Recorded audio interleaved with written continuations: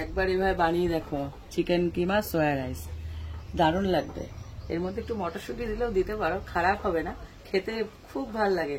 যখন কিছু থাকবে না তখন এই রেসিপিটা বানিয়ে দাও, দুপুরটা জমে যাবে।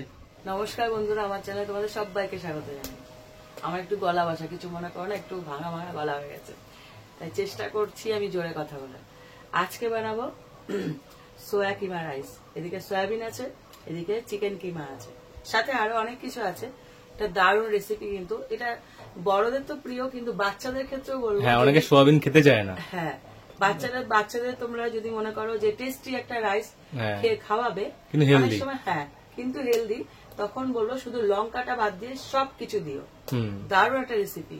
তো চলো শুরু করা যাক। উনুনটা ধোয়ানো হয়ে গেছে, আর আমি মাটির হাঁড়িতে জল নিয়ে নিয়েছি। এটাকে প্রথমে বসিয়ে দেবো। এবার এই মধ্যে দিয়ে দেবো একটু লবণ। প্রথমে চালটা রেডি করি, মানে ভাতটা রেডি করে নিই। আর দিয়েছি একটু সাদা তেল, আর ফ্লেভারের জন্য দিচ্ছি ছোট এলাচ আর দারচিনি, একটা তেজপাতা। জলটা ফুটুক।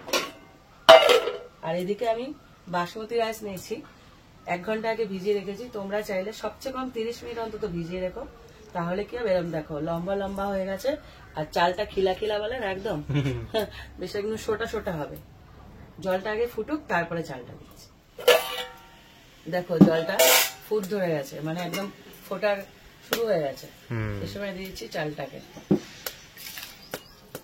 মাটি তো তাড়াতাড়ি ফুট ধরে যায়। হ্যাঁ, মাটি আর টেম্পারেচারটা পুরো ধরে রাখে। মাটির হাঁড়িতে যে ভাত খেয়েছে না, সে জানে এত সুন্দর লাগে, খুব ভালো লাগে। আর সবচেয়ে বড় এটার একটা ফেসিলিটি আছে, কি বলতো, এমনি পাত্রে ভাত করলে গরমের মধ্যে না অনেক সময় কি হয়, জল জল হয়, কিন্তু এখানে সেটা হয় না। এক্সট্রা যে ময়েশ্চারটা, ওটা মানে জলটা সব টেনে নেয়, পুরো একদম এক্সট্রা যে ময়েশ্চার পুরো টেনে নেয়। এত সুন্দর থাকে ভাত, পুরো রাত 10টা বাজে ঝুরঝুরে থাকে। এই জিনিসটার জন্য মাটির হাঁড়িতে ভাত করি, খুব ভালো লাগে। তো চালটা দেওয়ার পর একটু নেড়ে দেবো। ভাতটা না পুরোপুরি গলালে হবে না, যেমন ভাত খাই সেরকম না, একটু শক্ত থাকতে নামাতে হবে। সেদ্ধ হবে কিন্তু শক্ত থাকবে। অনেক প্রক্রিয়া আছে এখন। হ্যাঁ অবশ্যই, ভাত গলে গেলে ভালো লাগবে না। এবার এটাকে নামিয়ে ফেলি। মাটির হাঁড়ি একটা বিশেষত্ব আছে, ও নামানোর পরে ফোটে যাবে। সেদিনকে ও হাসি বলে, মা একা একা ফুটছে, আনছি টেম্পারেচারটা ধরে রাখে না, তার জন্য। এই দেখো একা একা ফুটছে। এবার এটাকে উল্টে দেবো। ততক্ষণ আমি কড়াইটা বসিয়ে, তাপ নষ্ট করে লাভ নেই। হ্যাঁ, কিছুই নষ্ট করি না।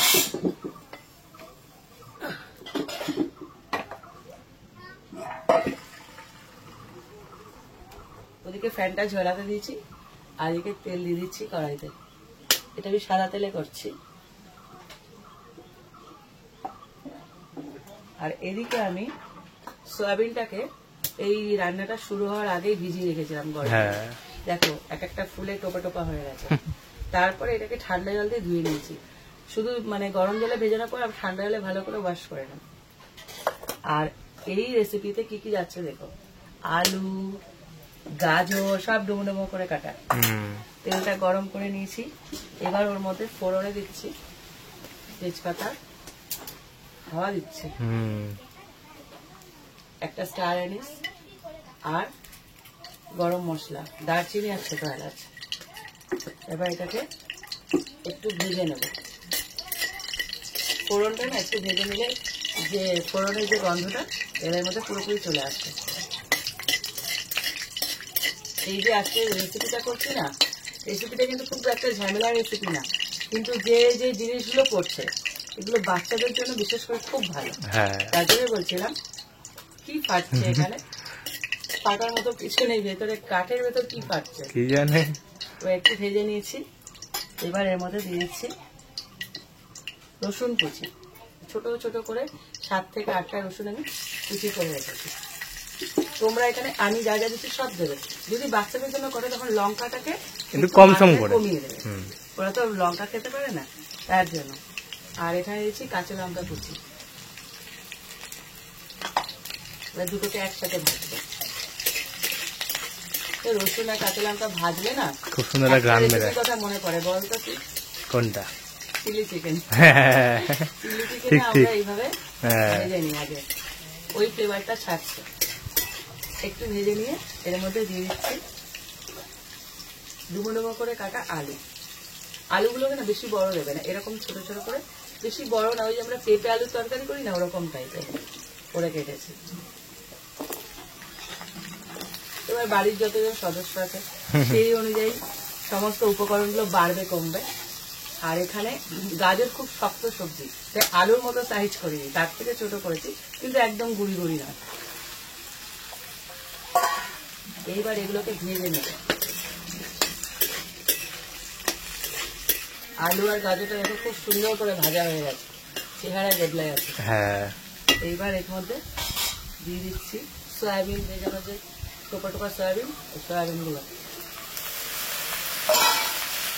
আর এখানে বড় মাপের একটা পেঁয়াজ আমি কুচি করে রেখেছি, একদম ছোট ছোট করে, যেমন ওই রসুন কেটেছি ওরকম। এগুলোকেও ভেজে নেবে। আর এক টুকরো আদা নিয়েছি, এমন করে গ্রেট করে দেবো। সব একসাথে ভাজতে হবে, কোনো ঝামেলার রান্না না কিন্তু না দারুণ খেতে, টেস্টটা দারুণ হয়। যখন মনে হবে কিছু রান্না করতে ইচ্ছা করছে না, এবার একটা শুধু রাইস করে নেবে, সাথে আর কিচ্ছু লাগবে না, হ্যাঁ কাটছে। শুধু এটাই দিয়েই কাজ চলে যাবে। এবার এটাকে ভালো করে ভেজে নেবে। সয়াবিনটা দেওয়ার পর দেখো খুব সুন্দর করে ভেজে নিয়েছি, সব কটা একের পর এক দেবে আর ভাজতে থাকবে। এইবার দেবো চিকেন কিমাতে, যেহেতু এটা চিকেনটা সাইজে ছোট তার জন্য একদম শেষে যাচ্ছে। হুম এটা কিন্তু ঠিক কিমা বলা যায় না, কিমার থেকে বড় আর পকোড়ার থেকে ছোট সাইজের। এবার এটাকে ভালো করে ভেজে নেবে। প্রত্যেকটা গ্রাসে যদি এই চিকেন পাইতে চাও তাহলে পরিমাণে আরো বাড়িয়ে দেবে, ভালো হবে, খেতে লাগবে। এটাকে ভালো করে ভেজে নিতে হবে। আলু আর গাজর পুরো শক্ত সবজি তো, আর এখানে তো কোনো জল যাবে না, জাস্ট রাইসটা পরে মেশাবো, এমনভাবে ভাজবে আর কষিয়ে নেবে যেন আলুটা ওখানে সেদ্ধ হয়ে যায়, মানে বাকি না থাকে, শুধু মেশানোর পালা পরে। সব কটা খুব ভালো করে ভেজে নিয়েছি।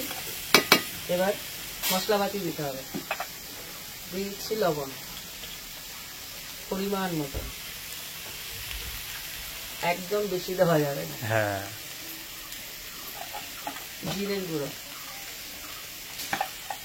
আর এখানে হলুদটা যাবে একদম নামমাত্র, একদম হলুদ ভাত বানিয়ে দেবে না কিন্তু, মানে দিতে হয় তাই দেবো, একদম অল্প সামান্য, খুব বেশি হলুদ দিলে না বাজে লাগবে, হ্যাঁ একদম ভালো লাগবে না।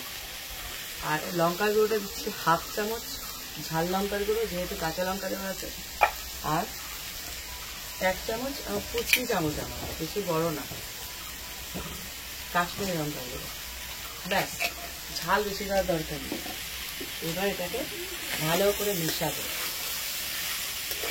এইটা যখন কষাবে তখন একটুখানি জল দেবে, একটুখানি, যেহেতু মশলা গেছে, খুব বেশি না, একদম অল্প। এবার হালকা জল দিয়ে এটাকে একটু কষিয়ে নেবে। এই কষানোর সময় এটা অপশনাল, তোমরা চাইলে দিতেও পারো নাও পারো, তবে আমি দেবো একটু ব্যালেন্সের জন্য একটু চিনি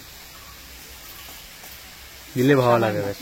ভালো লাগবে, শুধু ঝাল ভালো লাগে নাকি, তার সাথে একটু চিনি দিলে ভালোই লাগে। আর দিয়ে দিচ্ছি একটু গরম মশলা, এটা নর্মাল যে গরম মশলা হয় কেনা সেই গরম মশলা। আর আমার তৈরি যে মশলা সেটা আমি দেবো ভাত দেওয়ার পর, এখন না, দেখ মানে খেতে আর দেখতে দুটোতেই পরিবর্তন আনবে, খুব ভালো লাগে। হালকা হাতে এগুলোকে মিশিয়ে দেবো। দেখো সব কটা একসাথে কষিয়ে নিয়েছি, আর চেক করে নেবে আলুটা সেদ্ধ হয়েছে কিনা, দেখিয়ে দিচ্ছি। আলুটা পুরো সেদ্ধ হবে তবেই কিন্তু রাইসটা মেশাবে, নাহলে কিন্তু কাঁচা কাঁচা আলু খেতে হবে। কাঁচা ঠিক থাকবে না, তো শক্ত থাকবে, এতক্ষণ ভাজার পর কাঁচা থাকবে না, তবে সেদ্ধ হওয়ার পর যেটা ভালো লাগে সেটা কি আর লাগবে। তো আলুটা একটু চেক করে নেবে। সব মেশানো হয়ে গেছে, এইবার ভাতটা মেশাবো। খালি ভাজাভুজি রান্না, কিছুই না কিন্তু, কিন্তু খেতে অপূর্ব লাগে। হ্যাঁ বললাম না, যখন মনে হবে আজকে কিছু রান্না করতে ইচ্ছা করছে না, সেদিন এটা করবে। এমনকি ভাতটা শুধুও খাওয়া যায় আমাকে কিছু সবাই ছাড়া। ধ্যান জানো তো, আমার বোনদের বলি তো, বলে, আজকে কি বানিয়েছিস? আনছি বিরিয়ানি। বলে মানে? আনছি আমার কিছু রান্না করতে ইচ্ছা করছিল না, মানে বলে যেদিন মানুষের রান্না করতে চায় সেদিন বিরিয়ানি বানাস, তাই না? দেখবে বিরিয়ানি একটুখানি একবার শুধু বিরিয়ানি বানালে হয়ে যায়, কিছু লাগে না, হ্যাঁ সাথে স্যালাড, আর আলাদা করে কিছু করতে হয় না। ওরা হাসে। আমি বলি কি যেদিন আমার কিছু করতে যায় বলে ও তো হাঙ্গামা, আনছি হাঙ্গামা না, একবারে হয়ে যায়, আমার সুবিধা হয় সেটা।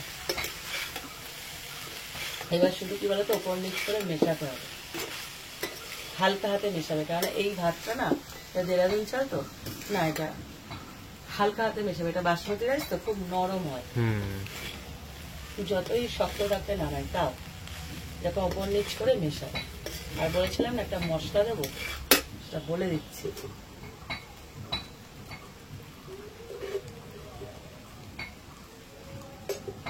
এই যে এটা হলো আমার সিক্রেট মশলা, যেটা আমি বানিয়ে রাখি।